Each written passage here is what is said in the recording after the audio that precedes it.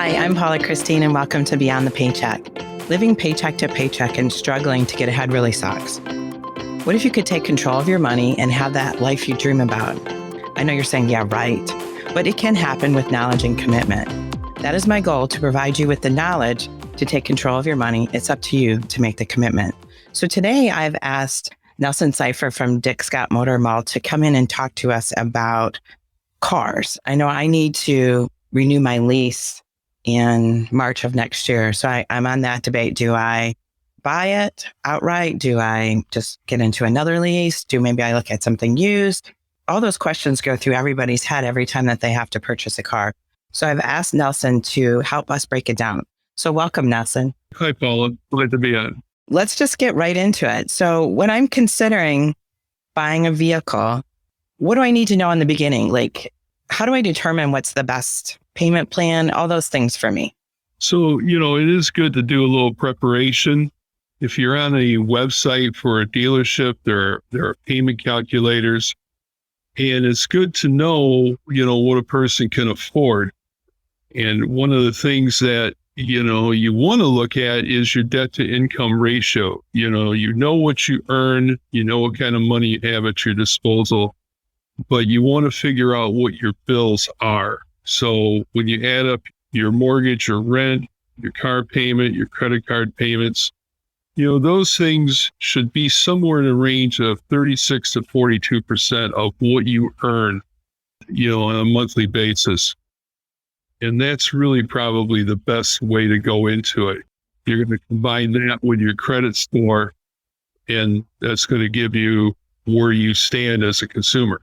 I want to actually go two different parts here, but the first one, since you brought it up, and then we'll go back to that, things to consider is, how much does my credit score factor into my payment? Well, your credit score has a lot of bearing on it, because the banks do look at it and they break it down in increments. Above 800 is typically considered excellent.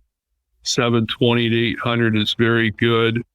A upper 6 to 720 is not bad.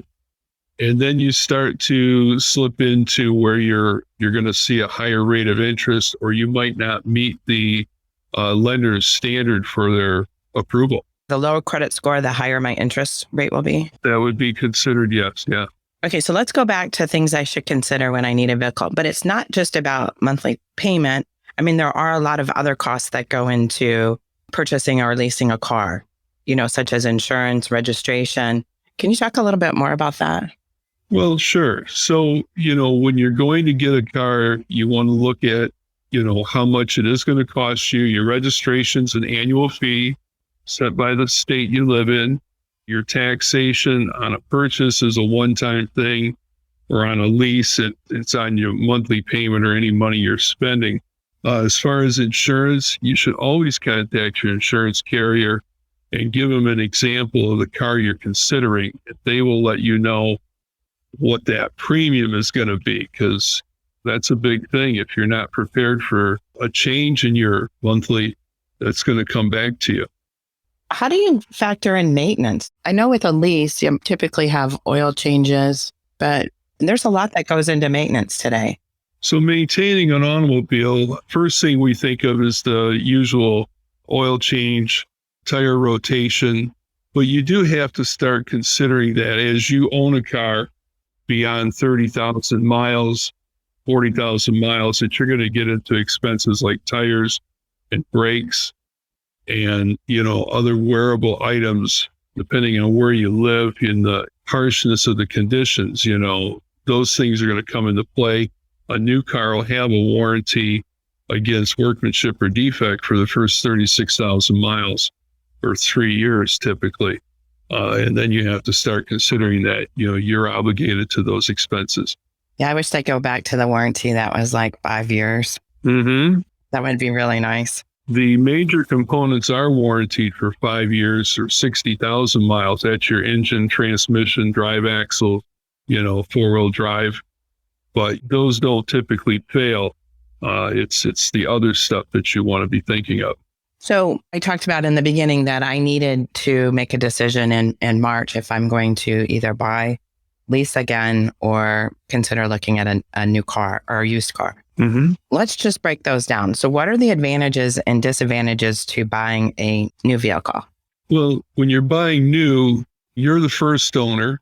You get all the advantages, all the benefits of a brand new car with brand new components and a full warranty.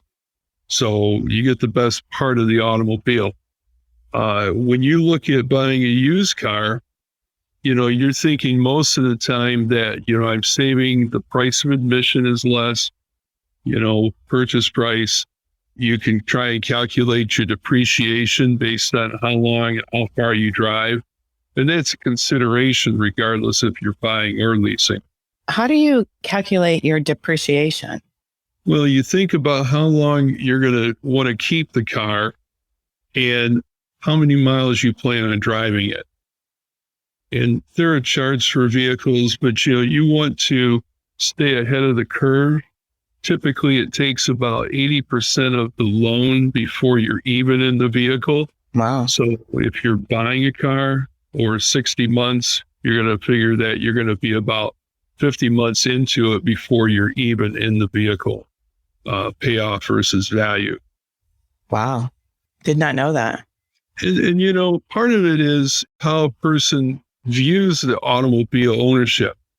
Most people grew up where they owned their automobile. They didn't think about leasing it because, leasing they felt had restrictions where ownership meant that they could do with the car what they please. But the longer you go financing, we don't finance for 3 or 4 years anymore. So the longer you have it, you're back to those expenses. It's difficult today. I know people are looking at 60 and 72 months. I don't even know if you can go longer than that to be able to afford a car today. 84 months has become more commonplace than it once was. Jesus. Spreading it out so far. But then if you think about that, if I'm going to have to make a car payment for 84 months before I really completely own it, it's mine, wouldn't I be better off to lease? And I get a new car every couple of years? In a lot of cases, you would. And that goes back to having, the new car more often. Sometimes, your work dictates that you own a newer car or have a newer car at your disposal. Leasing gives you options because you can build it around the number of miles you plan on driving and being able to take advantage of, getting a nicer car than you might normally consider because the bank does put the focus on a better trim package than if they were just retailing to you. Those are all things that are important. And if you like the carefree thought of, I'm just going to turn this thing in 2 or 3 years, the lease is the better way to go. Do you ever recommend somebody buying their lease? Because I know there's a price in my contract that I can buy that car in March preset. Mm-hmm. Do you recommend people do? Because I really love my car. Yes, buying your car can be a good thing because if the car's value is even or greater than what you owe, you're getting a great deal on a car you know everything about. You've already had it for a prescribed number of months. You know if the vehicle has been reliable to you. And you know what you can pay for it so that you can kind of build your payment around that. You always want to sit down with your dealer and do an options review. And that way you can compare your purchase option price to what you could have next. And if your car has equity like it may have now, the market is a little bit different than it's been over the last however many years. So your lease vehicle may be worth more than what your buyout is. And you can apply that equity towards your new car. Interesting. I know that car sales has changed in the last couple of years due to inventory. Mm-hmm. So it is a whole different world, I think, than what we looked at, pre-COVID. It is. It really is. And the price of vehicles are going up sharply. And, we don't know where it's going to end up right now. Yeah. And I know this isn't in your area, but you buy a new truck, it's like $70,000 for a new truck. And $70,000 is a lot if you can't even, you know what I mean? And you don't even own a home or God, it just seems so crazy, the pricing of cars today. Well, the average price of car has gone up considerably from the mid 30s to now the mid 40s. And you're right. A lot of people drive a truck, and even a modest truck is well over 50 on its way to 60,000 right now. And yeah, they can go a lot higher. So, I mean, if you're thinking about that, I'm a young person. I'm in my 20s, I wish, but I was in my 20s and I need to get a vehicle. Mm-hmm. And I don't want to get a payment for 84 months. So I can't afford to buy a $40,000 car. I mean, what am I supposed to do? I look at a used car, but then you really don't, how do you know you're getting a good used vehicle? And at some point, I mean, I don't know. I guess I struggle with, talking with my kids about, because my daughter needs a car right now, what's best for her. I keep telling her to lease. Yeah. Well, a lot of it's going to come down to needs and wants. And it's so easy to want the best or the nicest or the one that somebody else has. But when you get down to it, you really want to outline the absolute necessities. How many people are going to be riding in it? Who are they? Are they children that are small now and may not be small in a few years? You want to consider what you absolutely have to have in your vehicle. And then, you look at your budget. And as far as going a used car route, there's so many things available to us now, whether it be Carfax or some of the other history reports that can give you a background on that car before you consider it, so you know what you might be looking for. You're not buying something that's really a big secret in the way it could have been years ago. That's good, but it really, I want to go back to the days where you could pick up a nice used car for $5,000. Mm-hmm. That just doesn't happen anymore. But then again, the average, I don't know what the average cost to buy a home is today either. Yeah. So everything's getting more expensive. It is. So let's talk about trade-ins for a second. Okay. How is that determined? I know there's the Kelly Blue Book and other services out there, and I know you take it into the dealer and they'll give you a valuation of your car, but how is that really determined? Okay, so your car has a value based on its age, miles, features, and then also we're going to look at that background check, that history report, and we're going to be able to tell if the vehicle has been in a minor scrape or a more serious accident, and you're going to praise the vehicle accordingly. The Blue Book and so forth is a guide. And it's helpful. It's helpful not only to put the car in the market, but also when you're borrowing money or maybe you have an insurance claim, you do want to know roughly what your car's value is so that you're getting what you deserve. But people have to take into consideration reconditioning. I like my car and I know everything about it, but the average reconditioning here at our store is about $2,500. What do you mean by reconditioning? When we put the car through our safety inspection, typically the car is not being traded in with brand new tires, brand new shocks, and struts and brakes and so forth. Maybe there's an underlying mechanical problem, and we're going to need to address those things before we put it out on the lot for sale. Okay. Every vehicle needs a detailing, so they get a scrubbing and a cleaning, and that's all factored in. So as nice as your car is, you have to look at it from the standpoint of the next purchaser, how they would view it. Interesting. I always wondered how you guys factor in that $2,500. I mean, that makes a lot of sense now when I think back to my trade-ins before, when I thought it was worth more than it was, but I didn't realize that you had to put so much cost in it to get it ready to sell again. Mm-hmm. Interesting. Might just look like a little scratch, but it may be more than that when it comes time to make it right.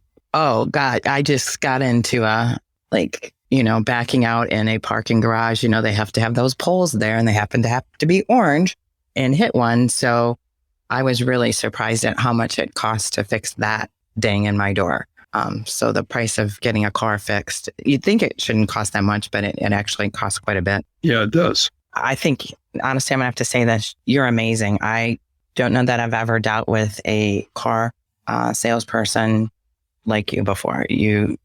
I don't know. I wish I would have known you years ago when I started buying my first car. You're very knowledgeable, and I feel very comfortable that I would go in there and that you would help me make the right decision. But how do you choose a dealership? How do you know that the people working there have your best interests? You know, especially being a female, lots of times we're overlooked when it comes to buying a car. So how do we choose a dealership? Well, you bring this to something I say quite often, and that is our image is perpetuated daily. And you're right. There are places that, take more consideration for the client than others. What I would always say is this: if you get a recommendation from a friend or coworker, family member that, says, hey, these are the people I go to and I bought, repeat business from them, that's a pretty good lead. The other is when you go on a dealer's website, there are reviews out there. Some are Google, some are cars.com. There's any number of things. And there are people who actually took the time to fill out a survey or went on to express their feelings about a vehicle or their vehicle purchase and their salesperson. That's a pretty good way to put together your next place to do business. Well, referrals are the key. I have enjoyed talking with you today. Thank you. I really, really appreciate you answering all of my questions. Again, I wish I'd have met you years ago. How can people get a hold of you? So people can call me at the dealership. My direct line is 517-245-0941. They can email me at Nelson Cypher at Dick Scott. And that's NELSON, C as in Charles, Y, P as in Paul, HER at Dick Scott, DICKSCOTT.com. I'd be more than happy to provide any assistance to anybody who is interested in looking into a vehicle or just talking about their next vehicle. Great. I so much appreciate you, Nelson. Thank you so much for being here with us today. And if anybody would like to get a hold of me, you can email me at paula@paulachristine.com or visit my website at paulachristine.com. Oh, by the way, there is a tool out there, a resource that you can look if you're trying to figure out your monthly payment. We do have a budget worksheet that you can download and get started on creating your budget. Thanks again, Nelson. Thank you, Paula. It's been a pleasure.